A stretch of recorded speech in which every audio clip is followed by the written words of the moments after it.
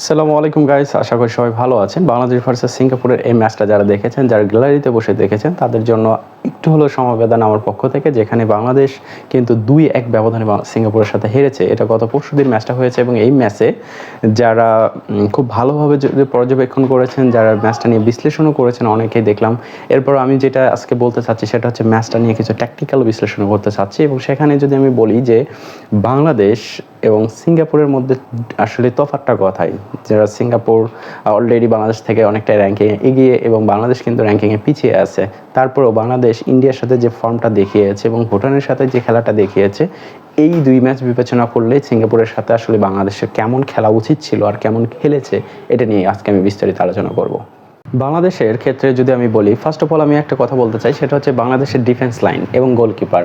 Mitul murmur মতো একজন goalkeeper, যাকে বাংলাদেশের কোচ ক্যাবরেরা কিন্তু দলে রেখেছেন, যেখানে জিকোকে বাদ দিয়েছেন। সেখানে যদি আমি বলি যে জিকোকে দল থেকে বাদ দেওয়ার বেশ কিছু রিজন কিন্তু ক্যাবরেরা দেখাতে পারবে না, কারণ বাংলাদেশের জিকোর মতো গোলকিপার বাংলাদেশের দ্বিতীয় জন্মাবে কিনা, এটা হচ্ছে এখন প্রশ্ন আছে অনেকের। সো এখানে আমি বলতে চাই যে জিকোকে সেকেন্ড অপশন হিসেবে কিন্তু বাংলাদেশের গোলকিপিংয়ে রাখা উচিত ছিল, সেখানে কিন্তু কোচ রাখেন এই প্রথমত। দ্বিতীয়ত যদি আমি বলি মিতুল মার্মা তিনি ভালো গোলকিপার, আমি বলবো না যে সে অনেকটাই, তবে আমি বলবো যথেষ্ট তিনি ভালো একজন গোলকিপার এবং তার অনেক স্কিল এবং দক্ষতা রয়েছে। স্কিল এবং হচ্ছে অন্য যে ইফিসিয়েন্সিগুলো থাকে, এগুলো কিন্তু তার ভিতরে রয়েছে।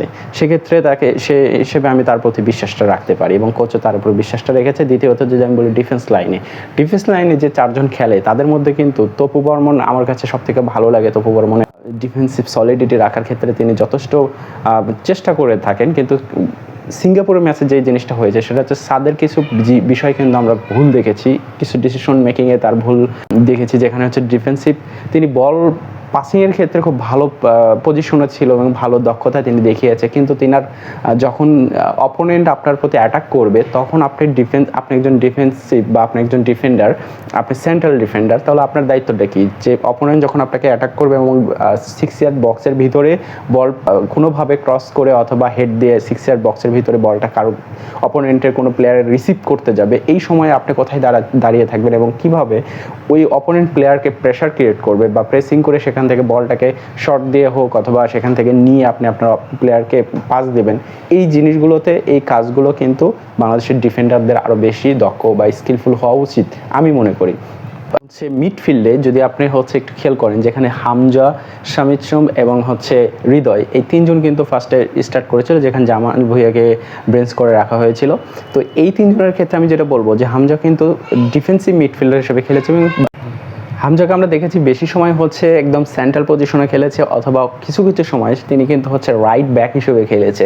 আমরা বেশি সময় দেখেছি যখন নিচ থেকে খেলাটা বিল্ড আপ করতেছিল, তখন কিন্তু হচ্ছে হামজা একেবারে নিচে নেমে খেলতেছিল এবং মিডফিল্ডের যে স্পেসটা, সেখানে কিন্তু স্টুডেন্টের জন্য আর কি স্পেস তৈরি হচ্ছিল, কারণ আমরা জানি সিঙ্গাপুর কিন্তু নিচের থেকে খেলা বিল্ড আপ করে। সেক্ষেত্রে কিন্তু সিঙ্গাপুরকে প্রথম থেকে ওই সুযোগটা বাংলাদেশ দেয় নাই। তারপরেও মিডফিল্ডে সিঙ্গাপুর প্রচুর স্পেস পেয়েছে, কারণ হচ্ছে বাংলাদেশের ডিফেন্ডার গুলো সেভাবে বলটাকে পাস করেন হচ্ছে মিডফিল্ড পর্যন্ত কন্ট্রোলে, ডিফেন্স লাইন থেকে আপনি যে খেলাটাকে তৈরি করবেন এবং সেই পজিশনটা আপনাকে ডিফেন্স অ্যান্ড মিডফিল্ড এই সময়ের মধ্যে আপনাকে তৈরি করতে হবে। কিন্তু আপনি এই জায়গাটার ভিতরে যদি প্লেয়ারগুলো যদি ওইভাবে বল পাসিং ঠিক মতো না দিতে পারে, এর মধ্যে যদি আপনি ভুল পাস দিয়ে ফেলেন, অপোনেন্ট যদি আপনাকে অ্যাটাক করে বসে এবং ওখান থেকে যদি বল লুজ করেন, অপোনেন্ট যদি ওখান থেকে আপনার থেকে বল নেয়, আপনি কীভাবে তাকে প্রেসিং করবেন। এবং এই কাজটা মিডফিল্ড এবং ডিফেন্স, যেখানে হামজা চৌধুরীকেই শুধুমাত্র দেখা গেছে তিনি এই জায়গাটাতে হচ্ছে খুবই দক্ষতার সাথে কাজ করেছেন এবং তিনি প্রাণপণে চেষ্টা করেছেন রাইট সাইড থেকে কেউ যাতে বল আমাদের থেকে নিয়ে, অপোনেন্ট যদি আমাদের থেকে বল নেয় তাকে প্রেস করা এবং তার থেকে নিয়ে বল পাস করে আমাদের প্লেয়ারকে দেওয়া, সেই জায়গাটায় শুধুমাত্র হামজা চৌধুরীকেই চোখে পড়েছে, অন্যদেরকে কিন্তু সেভাবে চোখে পড়ে নাই। এরপরে যদি আমি বলি মিডফিল্ডের অ্যাটাকিং মিডফিল্ড পজিশনটা বাংলাদেশের দুর্দান্ত ছিল, একেবারে এক কথাই দুর্দান্ত, কেননা এখানে হচ্ছে শামিদ সোম যেভাবে পারফরমেন্স করেছে, আমার তো মনে হচ্ছিল একটা সময় যে এটা হচ্ছে ইউরোপিয়ান কোনো ক্লাবের খেলা দেখতেছি বা ইউরোপিয়ান কোনো দেশের খেলা বা আমেরিকান, ব্রাজিল, আর্জেন্টিনা এদের মতো কোনো দেশের খেলা দেখতেছি, যেখান থেকে মিডফিল্ড থেকে তিনি অ্যাটাকিং মিডফিল্ড রোলে কীভাবে খেলতে হয়, যেখানে শামিদ সোম নাম্বার 10 পজিশন থেকে কীভাবে বলটাকে হচ্ছে লং বল ডিস্ট্রিবিউশনটা তিনি কত সুন্দরভাবে করতেন। মাঝখানে আমি দেখেছি যে 2টা বল তিনি হচ্ছে লং বল দিয়েছেন, যেটা ফাহমিদুল অনেক স্পিডে কিন্তু বলগুলো রিসিভ করেছে এবং ডি বক্সের ভিতরে ঢুকে গিয়েছিল। সেখানে আমাদের যদি একজন ভালো ফিনিশ ফিনিশার থাকতো, যেটা হচ্ছে আমরা প্রথম দেখে একটু ঢুকেছি। রাকিবের কথা যদি বলি, যে রাকিব হচ্ছে সেই জায়গাতে হচ্ছে ভালো ফিনিশিং দিতে পারেনি, আমাদের এই জায়গাটাও কিছু ঘাটতি আছে। পরবর্তীতে আলামিনকে নামানো হয়েছিল, সেখানেও কিন্তু আমরা বেশ কিছু তখন ঘাটতি দেখেছি।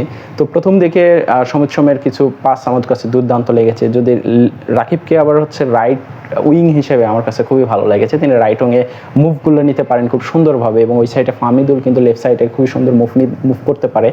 যদি আমাদের কিছু কিছু জায়গায় হচ্ছে রং আছে, সেটা হচ্ছে যে আমাদের ডিফেন্স লাইন থেকে যে পাসগুলো দেওয়া হয়, এই পাসগুলো ম্যাক্সিমাম হচ্ছে ভুল পাস দেওয়া হয়। ডিফেন্স লাইন থেকে যে লং পাস দেওয়া হয়, এগুলো ম্যাক্সিমাম ভুল পাস দেওয়া হয়। এবং ডিফেন্স লাইনে যখন অ্যাপোনেন্ট অ্যাটাক করে, তখন ডিফেন্স লাইন বক্সের ভিতরে 4-4-2 ফরমেশন কোন ফরমেশনে খেলবে, এটাই এক্স্যাক্টলি বাংলাদেশের প্লেয়ারদের এখনও হচ্ছে ওইভাবে অভ্যস্ত হয় নাই। আমরা ইউরোপিয়ান ক্লাবগুলোতে দেখে থাকি যে যখন আপনি হচ্ছে ডিফেন্সিভ করবেন, অপোনেন্ট আপনাকে অ্যাটাক করতেছে, তখন আপনার ডিফেন্স লাইন এবং মিডফিল্ড লাইন, এই দুইটা লাইন কিন্তু এমনভাবে গোলকিপিংয়ের সামনে দাঁড়ায় থাকবে, যেখানে অপোনেন্ট আপনার হচ্ছে এই দুইটা লাইন ক্রস করে বল নিয়ে কিন্তু গোল পর্যন্ত আসতে পারবে না। আসতে গেলে তাদেরকে অনেক কষ্ট হয়। আর এই লাইন এই ডিফেন্সিভ সিস্টেমকে বলা হয় লো ব্লক ডিফেন্স। সেখানে কিন্তু অনেক টিম দেখা যায় যে বড় বড় টিমও যদি কোনো ছোট অপোনেন্টের সাথে খেলতে যায়, সেখানে কিন্তু এই ছোট অপোনেন্টগুলো লো ব্লক ডিফেন্স করে, সেখানে বড় অপোনেন্ট কিন্তু গোল করতে পারে না, ম্যাচটা ড্র হয়ে থাকে। তো এই রকম যখন ফার্স্টে গোলটা খেলাম, এবং দুইটা গোলই কিন্তু আমরা হচ্ছে আমাদের ভুলের কারণে খেয়েছি, যেখানে ডিফেন্ডাররা একটু হলো আনমনা ছিল, বা আমি জানি না কি হয়েছিল, তারা বলটাকে ক্লিয়ার করতে পারে নাই। এটা হয়তো আমাদের ডিফেন্ডারদের ব্যর্থতা বলবো আমি। আমার কাছে পুরো ম্যাচ বিশ্লেষণ করে আমি এটা বলতে পারি যে বাংলাদেশের ডিফেন্স লাইন থেকে মিডফিল্ড লাইন এবং হোল্ডিং মিডফিল্ড রোলে আসলে কে খেলতেছে, তার কাজটা কি, বা অ্যাটাকিং জোনে শুধুমাত্র সমিত সোমকে আমি ভালো মতো পেয়েছি, এবং রাইট উইং এবং লেফট উইংয়ের কথা যদি বলেন, সেখানে আমি রাকিব এবং হচ্ছে ফাহমিদুলকে আমার কাছে খুবই সুন্দর লেগেছে। এবং আমার কাছে যেটা হচ্ছে ফিনিশিংয়ে আমার কাছে একটু না আমি বলবো, ফিনিশিংয়ে একেবারেই বাংলাদেশের দুর্বলতা রয়েছে। সো বাংলাদেশের উচিত এখন যে একটা বিশ্বমানের কোচ হচ্ছে বাংলাদেশে ইনক্লুড করা, এবং বাংলাদেশ ফুটবলকে যদি বাঁচাতে চাই, আমরা অনেকেই স্লোগান দিচ্ছিল যে বাংলাদেশের নতুন কোচ বা নতুনত্ব এনে দাও, বাংলাদেশ ফুটবলকে বাঁচাও।